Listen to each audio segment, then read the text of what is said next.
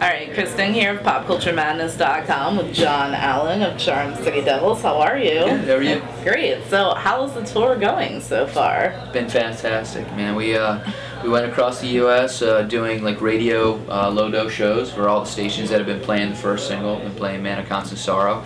Worked our way across. We played in Colorado Springs, Boise, Idaho, Denver. These markets that we had never played before, Spokane, and they've really embraced the single. So we wanted to show our gratitude and went out there and played some shows. So it's been great. That's awesome. And I mean, all the feedback that I've been hearing about Sins has been positive. And how happy are you with the album overall? I'm very happy. I mean, I listened to it the other day. Sometimes when you do something, at least for me, a lot of times I'll let it sit for a while and not check it out, for a couple of weeks. And the other morning I was going to get some breakfast, and I popped it in, and I was like, wow, that sounds pretty cool, It's all right. I like this, So and that's important. I mean, I think you, as a songwriter or a musician, you have to be happy with what you Absolutely. did first, So then hopefully, if you have to satisfy yourself first, and then that'll transcend to other folks as well. Absolutely. So does negative criticism ever affect you at all? Do you ever read into that? I try not to read like any of the reviews. Yeah. I just heard recently Eddie Murphy said that if I buy into the positive reviews, then I have to buy into the negative ones. Right. And it'll just kind of make you crazy. I've been doing this for a long time, and I think I've grown a relatively thick skin, but, I mean, the thing is like critics are paid to criticize a lot of times, and, that's their job. So if they want to find a hole in something, that they'll probably find it. Yeah, absolutely. So I don't know. If there are negative things out there, I keep my head in the sand. So, but it seems like it's all positive. That's all I'm hearing. So it's all good. Absolutely. Everything I've read's been positive. Yeah, so awesome. That's good. So Man of Constant Sorrow you mentioned is the single. What led to your decision to cover that particular song? We were talking about doing covers, and I remembered seeing Ralph Stanley do a version of it on the Grammy Awards show a few years back when the song was up for the soundtrack for Oh Brother, Where Art Thou?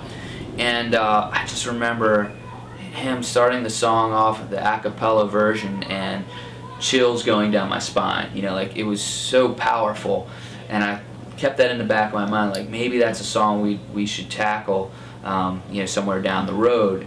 But we had never recorded a cover song for an album with this band. So, when we talked about it, it was like it seemed like a logical choice to at least give it a shot. And we had to really kind of work on it, retool it a bit, but we were really happy with what we achieved, and it's very gratifying to have it connect with so many people across the country. It's been awesome. Oh, of course. I mean, and, you guys have very much made the song your own too, which is very difficult to do with a cover sometimes. Like, it just sounds incredible. Thank you very much. So, after this tour, what are your plans?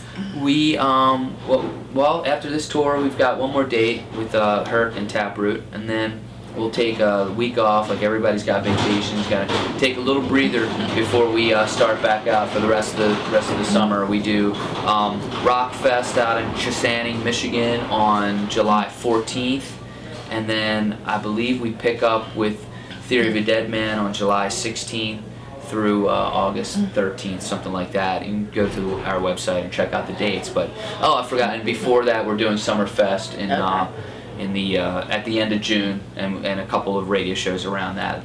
June 22nd in Savannah, Georgia. June 23rd, Johnson City, Tennessee, and Summerfest on, I think it's the 27th or 28th, and the 29th we play with Red Light King in Fort Wayne, Indiana. That's awesome. Yeah. So do you have a preference between playing these smaller club dates versus larger festivals? I just like playing for people, man. It doesn't matter the size of the venue. If there are people there that want to see music, that appreciate music, it's great. I think in some ways, yeah, it's easier when you play maybe like we just did Rocklahoma, and there's a few thousand people in front of you, and it's like all that energy.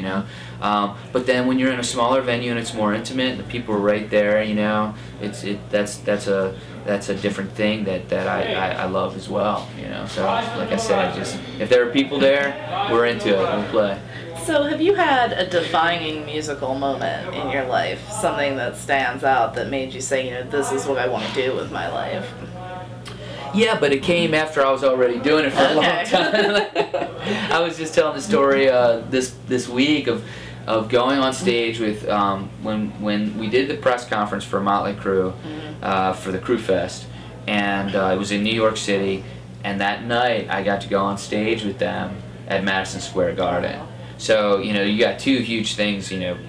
Madison Square Garden. I've seen the footage of the Led Zeppelin movie with Song Remains the Same, and playing that hallowed hall, as it is, and then to be on stage with such a an infamous and notorious band like Motley Crue, it was a surreal kind of experience. I mean, just incredible, and and then so many. I've had so many. It's hard to kind of pinpoint one. Rocklahoma was one of those moments, and I could have even had a bigger one, but I missed them. The rest of my band got to meet Sammy Hagar and Michael Anthony, and I was I was elsewhere. I don't know what I was doing, but guys, why didn't you call me? Man, we have technology now. We have cell phones. We can text.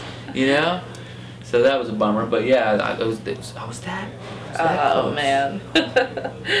So just out of curiosity, what was it like to tour with a band like Motley Crue for as long as you guys did? Are a lot of the stories we hear legit? Well, it was incredible. I mean, it was not just Motley Crue. It was Godsmack. It was Theory of a Dead Man. It was Drowning Pool.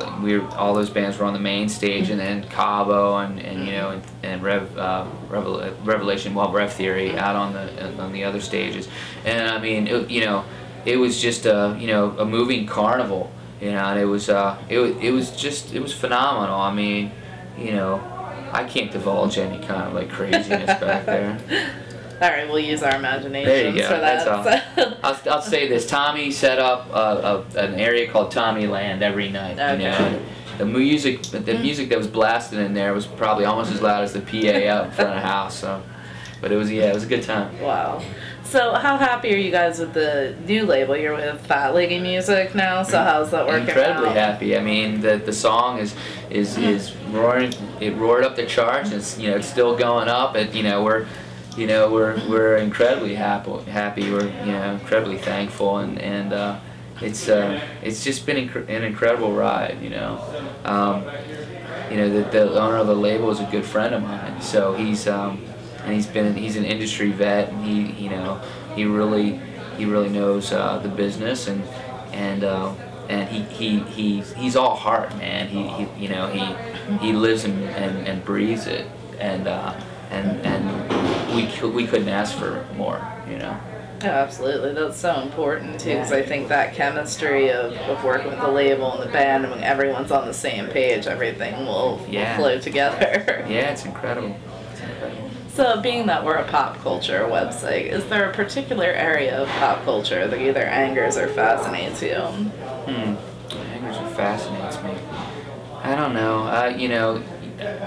There's like an example. Give me an example of what you're asking as far as pop culture. Like in general, like even social media uprise. Yeah, or that things of course.